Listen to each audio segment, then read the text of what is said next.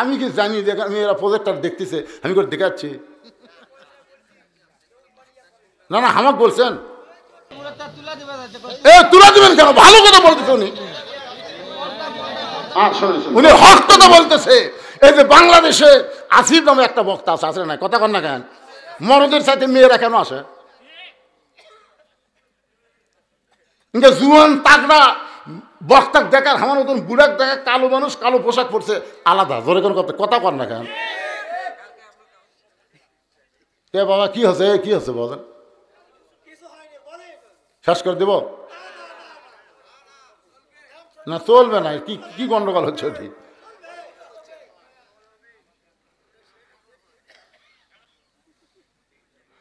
না, আপনাদের এলাকার মৌলবীর বাড়িতে মিলে হয় তো মৌলবী খেয়েছেন হয় না তো? হ্যাঁ কিসে সেটা? ও প্রজেক্টর। ও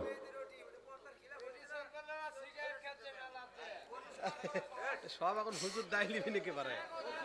হুজুরের দোষ, কমিটির দোষ। আচ্ছা শোনো, আমি বলি।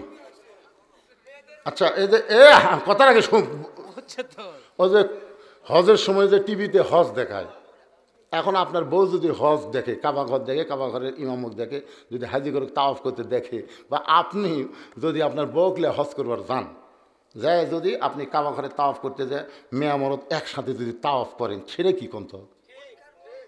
আমি কথাটা কোন, সেটা আগে কোন। এখানকার মনোভাব কি শোনেন? এখানকার মনোভাব হলো মেয়েরা শোনেন, কথা বলেন, মেয়েরা কি পর্দার মধ্যে নাই? আছে। আর প্রজেক্টরের মাধ্যমে বক্তা দেখতেছে। বক্তা দেখতে কেমন? কথা কন, বক্তা দেখতে কেমন? কালো, বয়স্ক। দ্বিতীয়ত বক্তার গায়ের পোশাক কেমন? তাহলে কালো আর কালো একত্র হয়ে গেল।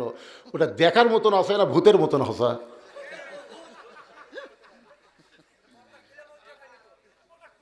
আবার কথা কয় রে, একটা বুড়া থোড়া ভাঙ্গা মানুষ, মাথা ধরা এক মেয়ে মানুষ কোন নজরে দেখে রে? এই পাগলারা, এই জন্যে মেয়ে মানুষের কাছেও টাকা আদায় করার দাবি। ছোট বাচ্চা মেয়ে মানুষ দেখলে লোভ হয় না, এমন বুড়া তার কোনদিন চেতে না। ওই মেয়ে মানুষের কাছে টাকা আদায় করলেও পাপ হবে না, জানেন আপনি? এখন আপনারা বলেন, শোনেন আমি কথাটা বলি, আপনার পায়ে এখন একটা সুই ঢুকছে, কাঁটা ঢুকছে, পায়ে একটা কি ঢুকছে? কাঁটা ঢুকছে। আপনি সেই কাঁটা কি দিয়ে তুলবেন? সুই দিয়ে তুলবেন। আপনি যদি বলে ভাই না এক কাঁটা ঢুকছে আর এক কাঁটা ঢুকাবো না রে, তাহলে কাঁটা উঠবে। তো এখন মেয়েদেরকে পর্দার ওয়াজ করা হচ্ছে, পর্দার শুনতে শুনতে একদিন মেয়েরাই ঘৃণা করবি, এই প্রজেক্টরে আর বক্তাক দেখবো না। ধরে কথা কন না কেন? ওই মেয়েরাই তো আপত্তি করছে প্রজেক্টরে দেখবো, একদিন এরাই বলবে আর পুরুষক দেখবো না। জোরে কোন ঠিক কথা বলেন? কিন্তু এই কাঁটাটা তোলা হোক রে ভাই, কাঁটাটা তুলবার দেন তো, দেখেন তো কি শেষ পর্যন্ত কি হয়। না না বুঝিছে, উনি যেটা বুঝিছে ভালো বুঝিছে, কিন্তু বর্তমান পরিবেশে উনি চিন্তা ভাবনা করতেছে। এখন টিভির মাধ্যমে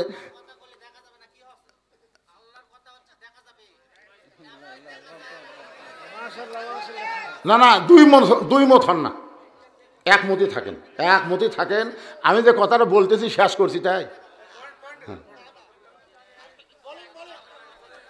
আপনি এই কথা এত পরে বলেন কেন?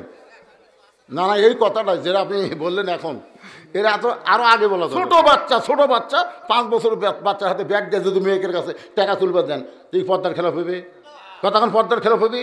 এমন বুড়া ভাঙ্গা চূড়া কিছুই নাই, ওই যদি ব্যাগ লেগে যায় তো পর্দার খেলাফ হবে পাগলা।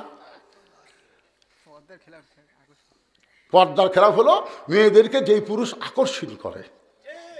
এখন আমার মধ্যে আকর্ষণ না বিদর্শন, একটু বিবেক দিয়ে চিন্তা করেন বাবা। আমি কালো মানুষে কালো পোশাক পরার কারণ কি? না কালো পোশাক পরার কারণ কি? আমি তো মানুষই কালো। এই কালো পোশাক পরার কারণ এই প্রজেক্টরের ভয়। ডিজিটাল পর্দা লেখা আছে, ডিজিটাল পর্দার মাধ্যমে বক্তা দেখানো হয়। ডিজিটাল পর্দা কিরে? পর্দা তো পর্দাই। জোরে কোন কথা ঠিক কিনা? ভালো কথা বলেছেন উনি। ওনার কথার সাথে দ্বিমত করলে কোরআনের সঙ্গে দ্বিমত করা হবে, কিন্তু ওনাকে তো বুঝাতে হবে। আপনারাও বুঝেন, মেয়ে মানুষের বাড়ির থেকে আসা ও আর শোনা লাগবে কোন হাদিসের কোন জায়গাতে আছে?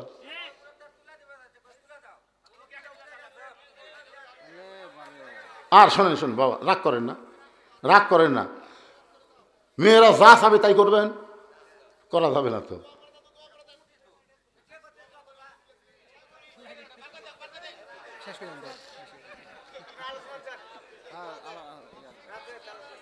না, রাত অনেক হয়ে গেছে, দোয়া করে দিচ্ছে, অসুবিধা নেই।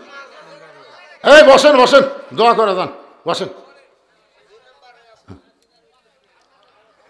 ইস্তিগফার পড়া, আস্তাগফিরুল্লাহ রব্বি মিন কুল্লি জামবি ওয়া তুবু ইলাইহি লা হাওলা ওয়ালা কুওয়াতা ইল্লা বিল্লাহিল আলিয়্যিল আযীম। সকলে মিলে মহব্বত করে কাত তুলে আল্লাহুম্মা আমিন।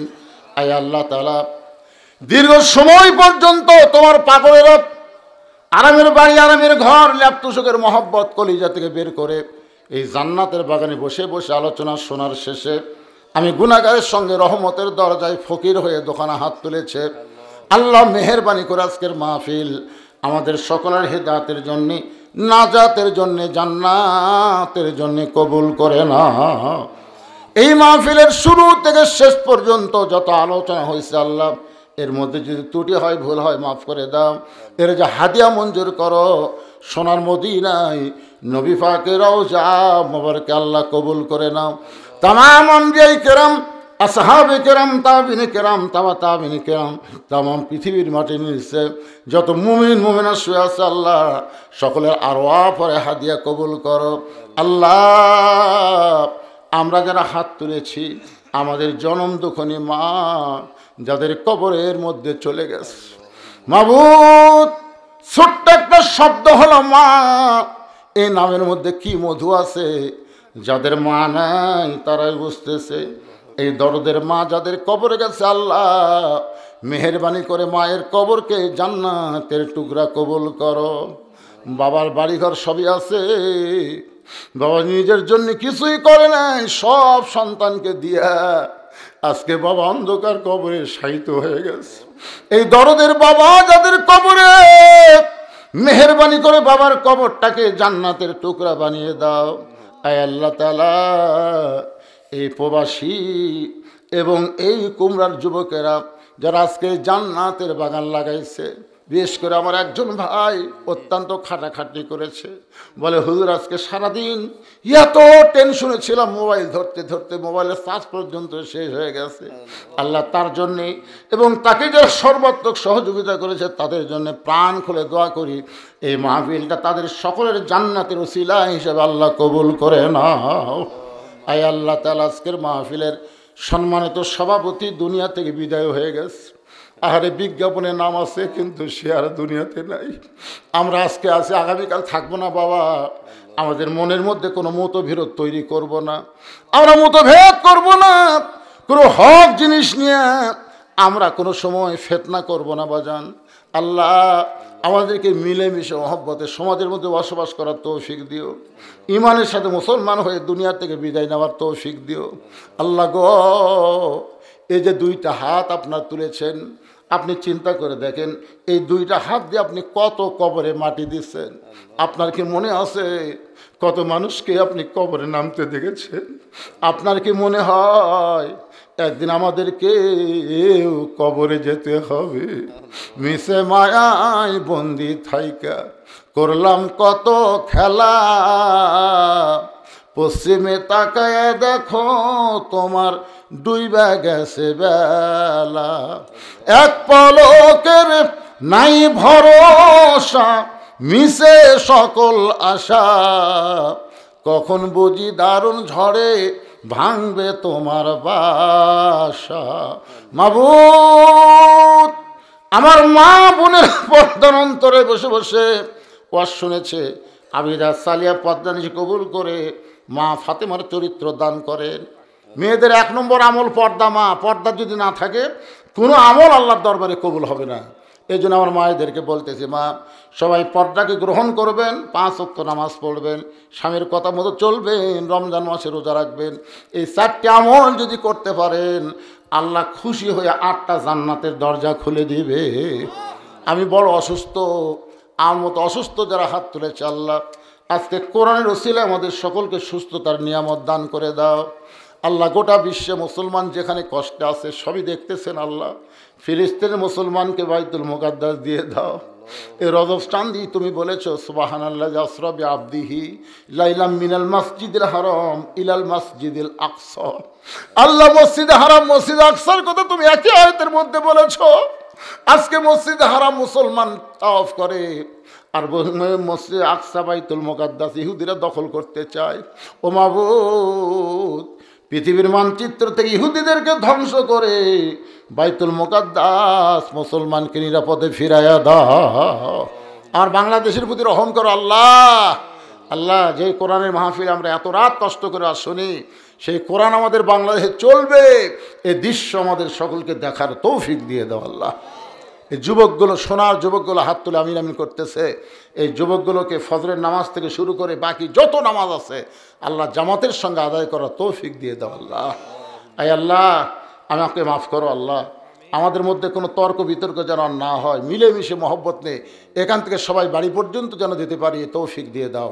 সুবহান রব্বিকা রব্বিল ইজ্জাতি আম্মা ইয়াসিফুন ওয়া সালামুন আলাল মুরসালিন walhamdulillahi rabbil alamin wajal akhirati kalimatuna indal mauti। সকলে পড়েন লা ইলাহা ইল্লাল্লাহু মুহাম্মাদুর রাসূলুল্লাহ সাল্লাল্লাহু আলাইহি সাল্লাম। আসসালামু আলাইকুম ওয়া রাহমাতুল্লাহি।